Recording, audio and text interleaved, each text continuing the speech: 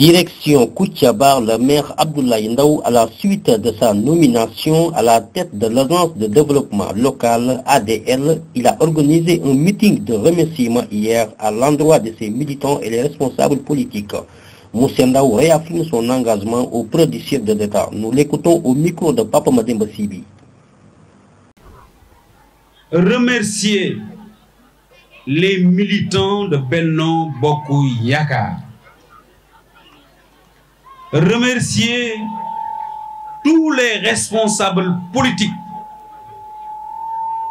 les maires, tous les maires, les 10 maires, le président du conseil départemental, mon ami et frère Omar Sy, mais aussi remercier mon jeune frère, mon ami, l'honorable député El Hadj Ibrahima Ndiaye. Remercier l'honorable député Teneng Diao, empêché. Mais aussi remercier mon ami, mon frère, le grand responsable Ousmane Gueye. Pour vous dire simplement que le département de Koumpentoum est un département qui est riche. Riche par cette force, riche par sa jeunesse, riche par la capacité de ces femmes à se lever et à se battre pour donner au président de la République la victoire. C'est pourquoi j'affirme, Monsieur Ibrahima Ndiaye, honorable député, nous sommes satisfaits, nous sommes contents. Vous êtes un bon député. Vous êtes un bon député parce que vous représentez dignement le peuple de Koumpentoum qui vous a envoyé dans l'hémicycle. Mais aussi vous encourager et vous dire on est avec vous. Je ne saurais aller plus loin sans remonter vers l'Est pour parler à la population de Tambacounda d'une manière générale, à la région de Tambacounda, pour leur dire nous avons eu la chance d'avoir un homme, un leader, un visionnaire qui a compris le sens de la politique, c'est être au service des populations. Je veux nommer Monsieur le ministre Sidiki Kaba, qui est mon ami, qui est mon oncle. Nous prions Allah que Dieu lui accorde une longue vie, et une bonne santé pour qu'il puisse continuer à mener les missions que le président de la République lui a confiées. Pour dire simplement, Monsieur le Président de la République, la population de Koumpentoum est debout parce que sa jeunesse est debout. Cette jeunesse dirigée par mon jeune frère Sara Sall, la Cogère. La jeunesse du département, c'est une jeunesse qui est mobilisée pour porter tous les combats. Les combats qui nous permettront d'amener le département vers des lendemains meilleurs et de faire en sorte que nous puissions dire, sous peu de temps, le département de Koumpentoum est devenu un département qui siège au sommet de la pyramide de l'émergence.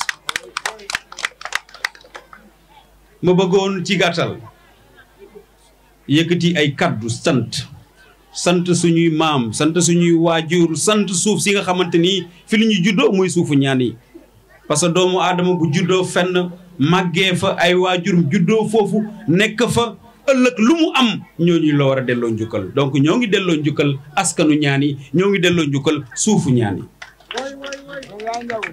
di gërëm di sant borom dëkk yi nga xamante ni ñoo nekk ci biir commune Koutiaba programme bu ñu yëkkati dama leen di woo ne leen ñëw leen parce que dama jàpp ne les chefs de village sont les premiers représentants de son excellence monsieur le président de la République lu ñu def balaañ koo def danaa leen ko yëgal waxtaan seeg ñoom muy chef de village yépp Babacar Ndiaye jiite leen di leen wax ne leen tey seen doom seen maire président de la république jox na ko confiance dénk ñu responsabilité développement local responsabilité boobu nag buñ jàpp ne waa Koutiaba ñoo ko moom responsabilité boobu Sénégal yépp moo ko moom parce que nit boo moomee dara ngay wan nit ñi ne li nga moom yaa ko moom boo xëyee ngay wane ne lii maa ko moom nit ñi dañ la koy bàyyee nga wéet ak moom te jamono bi ñu tollu feebar bi gën a bon ci feebar yi mooy feebaru wéet jamono bi ñu tollu jamono lëkkaloolu jamono nekk joxante loxo jamono nekk ci réseau utante doole li la manqué keneen moo la koy jox la keneen manqué nga jox ko donc yéen waa Koupantoum yéen waa Koutiaba bu leen nangu ngeen ne Ablaye ñun ñoo ko moom suñu Ablaye la li mu moom ñun la ko war a jox déedéet wan leen jàmbur ne Ablaye seen Ablaye la bu ngeen defee loolu yàlla kontaan ci yéen yokkal leen parce que tey buñ ne Koupantoum doomu Koupantoum moo nekk ci boppu agence développement local président Macky Sall yëkkati na teraanga jox ñu commune yi Ibrahima Ndiaye mu ngi koy wax léegi honorable député 500 et quelques nga yokk ci département yi mu nekk 600 collectivités locales ku ci nekk am nga yaakaar sa dëkk pour mu dem ci kanam ci man ngay ñëw donc loolu dafa nekk lu rëy loolu na waa Koupantoum na waa Koutiaba xam ne seen tur mang ca kaw li des mooy ñu fay ko ngor li des mooy ñu nekk benn mooy ñu xam li ñu war lan la moo tax pour ma part je tends la main à tout le monde je tends la main à tous les responsables politiques du département et de la région en particulier mes collègues maires je les ai tous appelés un à un mais ceux qui ne sont pas encore ici qui sont empêchés je considère ils sont avec moi aussi ne Macky Sall liggéeyul da nga àndul ak sa xel le Sénégal est devenu sous Macky Sall c'est important de voir de regarder le rétroviseur pour mieux appréhender les perspectives qui sont devant nous mais ces perspectives c'est des perspectives qui sont positives des perspectives qui nous rassurent nous avons le gaz qui arrive le pétrole et d'autres enjeux et le leadership de son excellence monsieur Macky Sall sur la scène internationale. Ah oui. Il y a même pas quelques jours au sommet de Sharm el-Sheikh en Égypte il a pris la parole courageusement fièrement en demandant à la communauté internationale faisons l'histoire en respectant nos engagements. Ça c'est un panafricain il faut être panafricain pour le dire il faut être courageux pour le dire.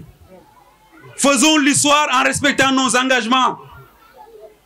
Les 100 milliards de dollars annoncés, il faut les amener pour que nous puissions financer l'adaptation au changement climatique. Le président nous demande d'aller ensemble sur les chemins de l'essentiel. Nous refusons de choisir l'indiscipline. Parce qu'un pays, pour le construire, il faut respecter les anciens. Le legs des anciens. Le Sénégal est un pays où nous vivons en parfaite harmonie. Il faut que nous respections les institutions, la sacralité des institutions. Ah oui.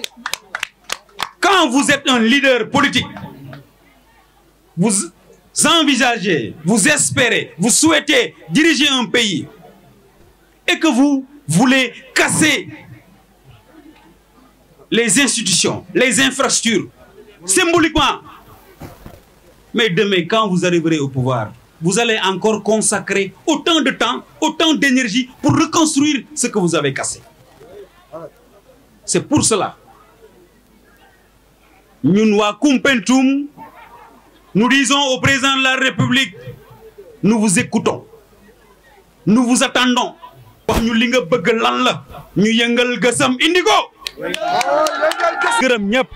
maa ngi sant ñëpp di jox nit ñi rendez-vous rapidement ci terrain bi ci fay biir fête yi à Bamba Thialène Altou Pass fu nekk dinañ fa dem xool luñ fa war a def ñu def ko luñ fa war a régler ñu régler ko maa ngi gërëm ñëpp maa ngi sant ñëpp wa salaam